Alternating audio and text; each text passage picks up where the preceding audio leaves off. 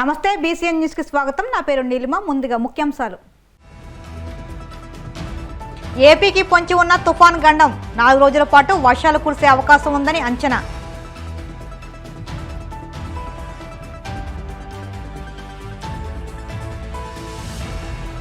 ప్రతి ఒక్కరూ ప్రాణదాతలు కావాలన్న శాసనమండలి మాజీ డిప్యూటీ చైర్మన్ రెడ్డి సుబ్రహ్మణ్యం రక్తదానం చేయాలంటూ సూచన.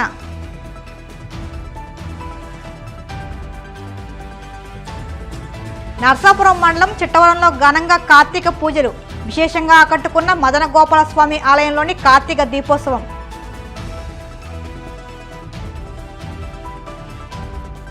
ఇరవై 27న బాల్య వివాహ ముక్త భారత్ కార్యక్రమం. బాల్య వివాహాలకు వ్యతిరేకంగా ప్రతిజ్ఞ చేయాలన్న కాకినాడ కలెక్టర్ షణ్మోహన్. ఏపీకి తుఫాన్ గండం పొంచి ఉంది. 4 రోజుల పాటు భారీ వర్షాలు కురిసే అవకాశం ఉందని విశాఖ వాతావరణ కేంద్రం తెలిపింది. దక్షిణ బంగాళాఖాతంలో చెన్నైకి 50 కిలోమీటర్ల దూరంలో వాయుగుండం ఏర్పడింది. ఇది తీవ్ర వాయుగుండంగా మారుతుందని వాతావరణ శాఖ అంచనా వేస్తుంది. రాబోయే 2 రోజుల్లో శ్రీలంక, తమిళనాడు తీరానికి దగ్గరగా వచ్చే అవకాశం ఉందని తెలిపింది. కోస్తాంధ్రలోని దక్షిణ కోస్తా ప్రాంతంలో మోస్తారు వర్షాలు కురుస్తాయని ప్రకటించింది. 27, 28వ తేదీల్లో నెల్లూరు, ప్రకాశం, తిరుపతిలో వర్షాలు కురిసే అవకాశం ఉందని తెలిపింది. 29వ తేదీన నెల్లూరు, ప్రకాశం, చిత్తూరుతో పాటు ఉత్తర కోస్తాంధ్రలోని శ్రీకాకుళం, విజయనగరం జిల్లాలో 1-2 ప్రాంతాల్లో భారీ వర్షపాతం నమోదే అవకాశం ఉందని హెచ్చరించింది. రైతులు కూడా పంటలను రక్షించుకునేందుకు తగు జాగ్రత్తలు తీసుకోవాలని వాతావరణ శాఖ సూచించింది. వాతావరణ పరిస్థితుల నేపథ్యంలో ఈ నెల 29వ తేదీన ప్రధాని మోదీ పర్యటన రద్దయ్యే అవకాశం కనిపిస్తుంది. బంగాళాఖాతంలో ఉన్నటువంటి వాయుగుండం ప్రస్తుతం అది మరింతగా బలపడి తీవ్ర వాయుగుండంగా మారి ప్రస్తుతం నైరుతి బంగాళాఖాతంలో అదే ప్రాంతంలో ఉంటూ శ్రీలంకకి దగ్గరలో శ్రీలంకలో ఉన్నటువంటి ట్రింకోమలైకి ఆగ్నేయ దిశలో 310 కిలోమీటర్ దూరంలోను, తమిళనాడులో ఉన్నటువంటి నాగపట్నంకి దక్షిణ ఆగ్నేయంగా 590 కిలోమీటర్స్ దూరంలోను, చెన్నైకి చూసుకుంటే దక్షిణ ఆగ్నేయంగా 800 కిలోమీటర్స్ దూరంలోనూ కేంద్రీకృతమైంది. అది ఉత్తర వాయువ్యంగా దిశగా వెళ్తూ రేపటికి అది మరింతగా బలపడుతూ తుఫాన్గా మారే అవకాశం ఉన్నట్టుగా ప్రెడిక్షన్ చేస్తున్నట్టు ఫోర్కాస్ట్ ఇస్తున్నాం. బై టుమారో అంటే 27th నవంబర్కి అది తుఫాన్గా మారే అవకాశం ఉంది. అది likely to continue to move in north west అంటే ఉత్తర వాయు దిశగా వెళ్తూ ఇటు శ్రీలంకని స్కర్టింగ్ చేసుకుంటూ టువర్డ్స్ తమిళనాడు కోస్ట్కి నెక్స్ట్ సబ్సిక్వెంట్ 2 days లో చేరే అవకాశం ఉన్నట్టుగా మనం ఫోర్కాస్ట్ చేస్తున్నాం. దీని ప్రభావం చేత నెక్స్ట్ కమింగ్ 5 to 6 days వరకు కూడా ఇటు దక్షిణ కోస్తాలోను లో ఉన్నటువంటి కొన్ని జిల్లాలు, అలాగే రాయలసీమలో ఉన్న కొన్ని జిల్లాల్లోనూ, ఈవెన్ ఉత్తరాంధ్రలో ఉన్నటువంటి కొన్ని జిల్లాలకు కూడా దీని ప్రభావం అయితే వర్షం ఉండే అవకాశం ఉన్నట్టుగా అయితే మనం ఫోర్కాస్ట్ అయితే ఇస్తున్నాం. తర్వాత ఇప్పుడు ప్రస్తుతం ఈ రోజు వరకు చూసుకుంటే అయితే నెక్స్ట్ కమింగ్ 24 hours చూస్తే నెల్లూరు అండ్ తిరుపతి ఈ 2 జిల్లాలకి కూడా భారీ వర్ష సూచన అయితే ఇస్తున్నాం నెక్స్ట్ కమింగ్ 24 hours. అలాగే నెక్స్ట్ 48 hours వరకు చూసుకుంటే కూడా హెవీ రైన్ఫాల్స్ మటుకి నెల్లూరు, ప్రకాశం, తిరుపతి, అన్నమయ్య, చిత్తూరు ఈ జిల్లాలకు అయితే 1-2 చోట్ల భారీ వర్ష సూచన. అలాగే నెక్స్ట్ ఒక 3 days తర్వాత నుంచి కూడా ఇటు ఉత్తరాంధ్ర అండ్ దక్షిణ కోస్తా, ఇటు రాయలసీమ కూడా ఒక మోస్తరు వర్షాలు పలు ప్రాంతాల్లో రికార్డ్ అయ్యే అవకాశం ఉన్నట్టుగా కూడా మనం ఫోర్కాస్ట్ అయితే ఇస్తున్నాం. Day 3లో అంటే రేపు ఎల్లుండి కాకుండా 3 days భారీ నుంచి అతి భారీ వర్షపాతం కూడా కొన్ని జిల్లాలకు అయితే మనం ఉంటున్నట్టుగా మనం చెప్తున్నాం.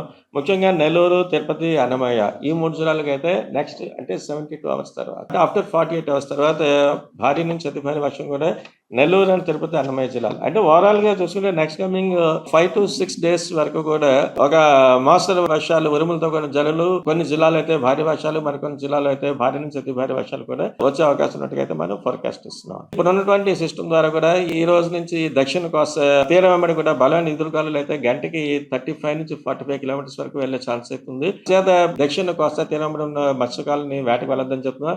అలాగే నెక్స్ట్ కమింగ్ డేస్ లో ఉత్తరాంధ్ర కూడా ఈ యొక్క గాలుల తీవ్రత పెరిగే ఛాన్సెస్ అయితే ఉంది. విండ్ స్పీడ్స్ గ్రాడ్యువల్ గా అంటే as a system coming to our Coast ఈ స్పీడ్స్ కూడా పెరిగే ఛాన్స్ ఉంది. అలాగే ప్రస్తుతం వరకు ఇప్పుడు ఉన్నటువంటి డిప్రెషన్ దృష్ట్యా, డీప్ డిప్రెషన్ దృష్ట్యా కూడా మనం రాష్ట్రంలో ఉన్నటువంటి నౌకాశ్రయాలందరికీ కూడా 1వ నెంబర్ ప్రమాద హెచ్చరిక ఎగరవలసిందిగా అందరికీ ఇన్ఫర్మేషన్ ఇవ్వడం జరిగింది. ఎక్కువగా అయితే విశాఖపట్నం, విజయనగరం, నెక్స్ట్ శ్రీకాకుళం ఈ జిల్లాలకి అంటే అరౌండ్ ఒక 6 days తర్వాత ఇక్కడి నుంచి అంటే around November 30th 1st December ఈ ప్రాంతం అయితే మన విశాఖ జిల్లాలో కూడా భారీ వర్షం వచ్చే అవకాశం ఉన్నట్టుగా మనం ప్రిడిక్షన్స్ చేస్తున్నాం. 3 days అంటే ఇక్కడ నుంచి 4th day onwards around 30th onwards ఒక మాస్టర్ వర్షాలు ఇటు ఉత్తరాంధ్రలో కూడా పలు ప్రాంతాల్లో వచ్చే అవకాశం ఉన్నట్టుగా కూడా మనం అత్యవసర పరిస్థితుల్లో ఉన్న వారికి రక్తం ఇచ్చి ప్రాణదాతలకు కావాలని పొలిట్ బ్యూరో సభ్యులు మాజీ శాసనమండలి డిప్యూటీ చైర్మన్ రెడ్డి సుబ్రహ్మణ్యం కోరారు. అంబేద్కర్ కోనసీమ జిల్లా కొత్తపేట ఆర్ఎస్బీసీ కన్వెన్షన్ హాల్లో మంగళవారం జితేంద్ర సేవా ఫౌండేషన్ ఆధ్వర్యంలో మెగా రక్తదాన శిబిరం నిర్వహించారు. ఈ శిబిరాన్ని రెడ్డి సుబ్రహ్మణ్యం ప్రారంభించారు. జితేంద్ర సేవా ఫౌండేషన్ చైర్మన్ మట్టపత్తి జితేంద్ర కుమార్ అధ్యక్షతన జరిగిన ఈ కార్యక్రమానికి ముఖ్య అతిథిగా ఆయన పాల్గొన్నారు. ఈ సందర్భంగా సుబ్రహ్మణ్యం మాట్లాడుతూ రక్తదానంతో మరో ప్రాణాన్ని బతికించవచ్చని అన్నారు. పాత్రికేయునిగా జితేంద్ర కొనసాగుతూ సేవా ఫౌండేషన్ స్థాపించి ఇలాంటి కార్యక్రమాలను చేపట్టడం అభినందనీయమని అన్నారు. మట్టపత్తి జితేంద్రకి పూర్తిగా వర్తిస్తుంది అనటంలో ఏమాత్రము సందేహం లేదు.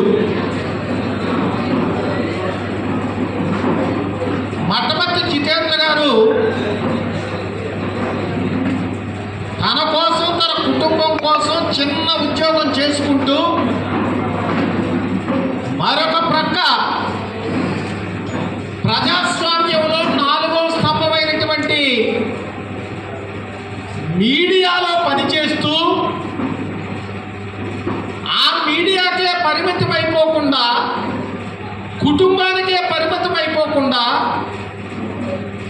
ఒక స్వచ్ఛంద సంస్థని నెలకొల్పాలనే ఆలోచనకి నాందే ఈ బ్లడ్ డొనేషన్ క్యాంప్ అని మీ అందరికీ కూడా నేను మనం చేస్తున్నాను.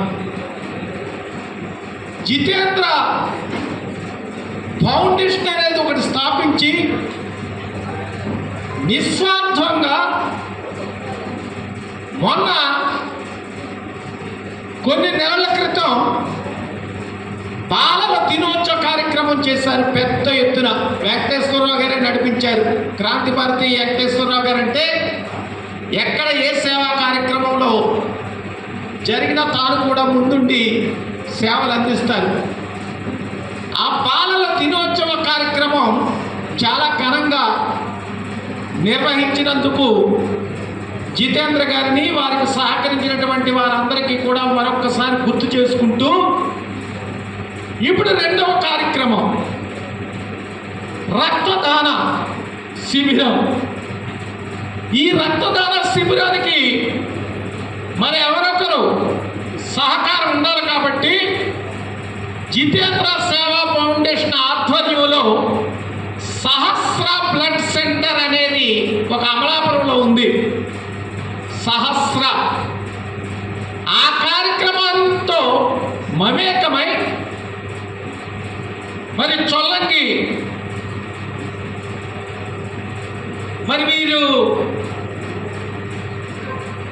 సత్యబాబు గారు వీరి అబ్బాయి డాక్టరు, అమలాపురంలో డాక్టర్ వృత్తి చేసుకుంటున్న ఈయన సత్యసాయి సేవా సమితిలో సేవా కార్యక్రమాలు చేసుకుంటూ ఈ సహస్ర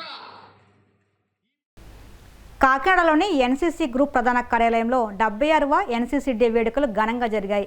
వేడుకల సందర్భంగా NCC group commander colonel RM Agarwal మాట్లాడుతూ ఎన్సీసీ సేవలకు ఎంతో గౌరవం లభిస్తుందన్నారు. కాకినాడలోని NCC superintendent S Venkateswara Rao NCC commendation card అందుకున్నందుకు ఆయన అభినందించారు. ఈ కార్యక్రమంలో NCC group arm officer colonel CK Naik, NCC group training officer lieutenant colonel AK Mehra, HS మానిక్సి, ఎన్సీసీ రాష్ట్ర ప్రభుత్వ ఉద్యోగులు పాల్గొన్నారు.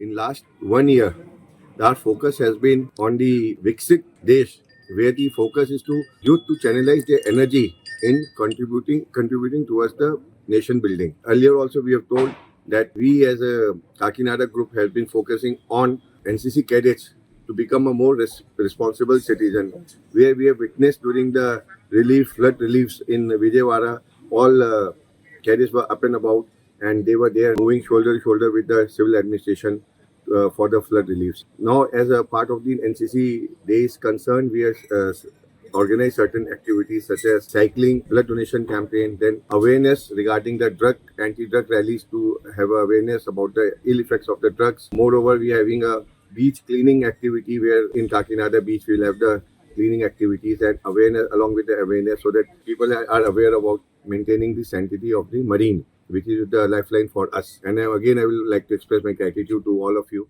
for joining us for this. Karthika మాస చివరి సోమవారం సందర్భంగా పశ్చిమ గోదావరి జిల్లా నర్సాపురం మండలం చిట్టవరం గ్రామంలో మదన గోపాల స్వామి ఆలయంలో కార్తీక దామోదర సామూహిక దీపోత్సవం నిర్వహించారు. ఆలయ ప్రధాన అర్చకులు గోపి ఆధ్వర్యంలో ఈ దీపోత్సవ కార్యక్రమం నిర్వహించారు. ఈ దీపోత్సవ కార్యక్రమానికి గ్రామాల్లోని భక్తులు విశేషంగా పాల్గొని పూజలు చేశారు. ఈ కార్యక్రమానికి శ్రీనివాస్ భాస్కర్ ఆధ్వర్యంలో భక్తులకు అన్ని ఏర్పాట్లు చేశారు.